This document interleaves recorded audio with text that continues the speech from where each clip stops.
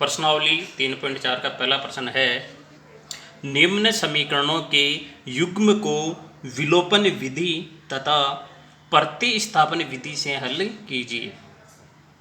कौन सी विधि अधिक उपयुक्त है? इस पहले प्रश्न में हमें 4 सवाल दे रखे हैं। इन सवालों को हमें विलोपन विधि तथा प्रतिस्थापन विधि दोनों विधियों से हल करना है और फिर ये बताना है कि इन दोनों विधियों में से सबसे अधिक उपयुक्त विधि कौन सी है। प्रतिस्थापन विधि से हल करना हमने सीख रखा है। 3.3 में हमने सवालों को प्रतिस्थापन विधि से हल किया है। इस प्रश्नावली में हम विलोपन विधि और सीख लेंगे और इन सवालों को हमें विलोपन विधि तथा प्रतिस्थापन विधि दोनों विधियों से ही हल करना है। पहला प्रश्न है, इसमें 2 समीकरण हमें दे रखे हैं। पहला समीकरण x प्लस वाई बराबर 5 और दूसरा समीकरण है 2x माइनस 3y बराबर 4। विलोपन विधि में हम अपनी सुविधा अनुसार x के गुणांक या y के गुणांकों को दोनों समीकरणों में बराबर कर देते हैं। अगर मैं पहले समीकरण को 2 से गुणा करूं तो x 2x हो जाएगा और पहला समीकरण और दूसरा समीकरण का जो x का गुणांक वो आपस में बराबर हो जाएगा। यदि मैं पहले समीकरण को 3 से गुणा कर दूं तो हो जाएगा 3x प्लस 3y बराबर 15। तो इसमें 3y हो जाएगा तो ये y का गुणांक आपस में बराबर हो जाएगा। यहाँ पर मैं समीकरण 1 को 3 से गुणा कर रहा हूँ। समीकरण 1 को 3 से गुणा करने पर पहला समीकरण हो जाएगा 3x प्लस 3y बराबर 15। 3 से गुणा करेंगे तो x को भी 3 से गुणा करते हैं, y को भी 3 से और 5 को भी 3 से। पहला समीकरण हो गया 3x प्लस 3y बराबर 15। दूसरा समीकरण है 2x माइनस 3y बराबर 4। दोनों समीकरणों में y का गुणांक बराबर है। पहले समीकरण में 3y प्लस के हैं और दूसरे समीकरण में 3y माइनस के। अब मैं दोनों समीकरणों को जोड़ दूंगा।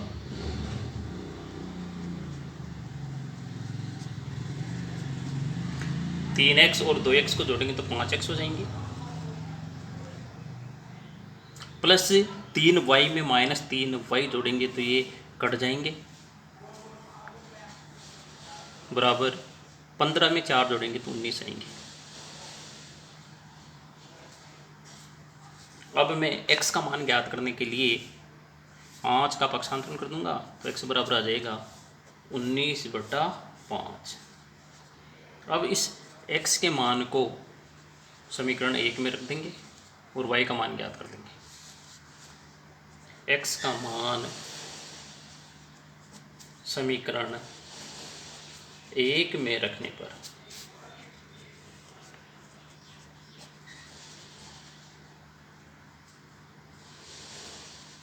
x की जगह आ जाएगा 19/5 प्लस y बराबर 5। y का मान ज्ञात करने के लिए 19/5 का पक्षांतरण कर देंगे तो y बराबर आ जाएगा 25 माइनस 19/5 बराबर 6/5।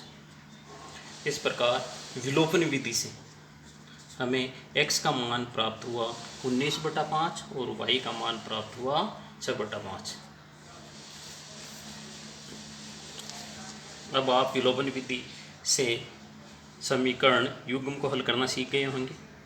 विलोपन विधि में हम x के गुणांक या y के गुणांकों को आपस में बराबर कर देते हैं, फिर या तो जोड़ देते हैं या घटा देते हैं। अगर चिन्ह एक प्लस का और एक माइनस का हो तब तो हम जोड़ देंगे, और दोनों चिन्ह समान हो, ये भी प्लस का और ये भी प्लस का हो, तब भी घटा कर हम विलोपन विधि में प्रश्न हल करते हैं। ये विलोपन विधि थी। आगे इसको विस्थापन विधि से और हल करना है।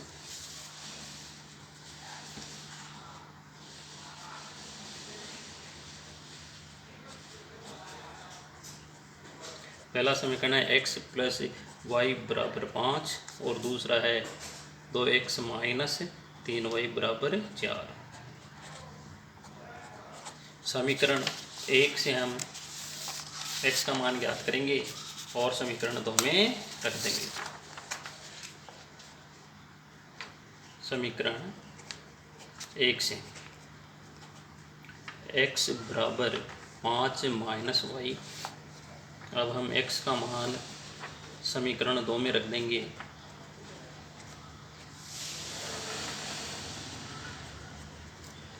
समीकरण 2 में रखने पर 2 गुणा x की जगह आ जाएगा 5 माइनस वाई माइनस 3y बराबर 4।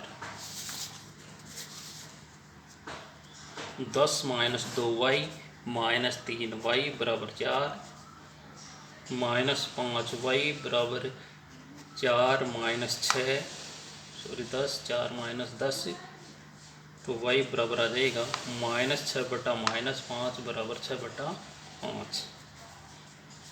ये समीकरण 3 आया था।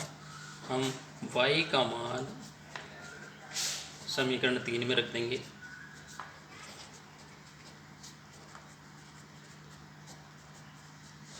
तो x बराबर हो जाएगा 5 माइनस y का मान रख देंगे 6 बटा 5।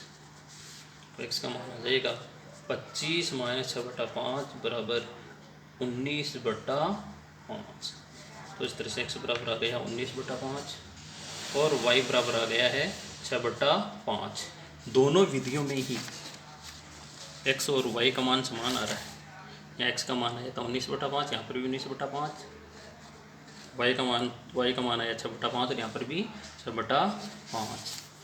अब हमें ये बताना है कि दोनों विधियों में से सबसे अच्छी विधि कौन सी है। और तो हम लिखेंगे विलोपन विधि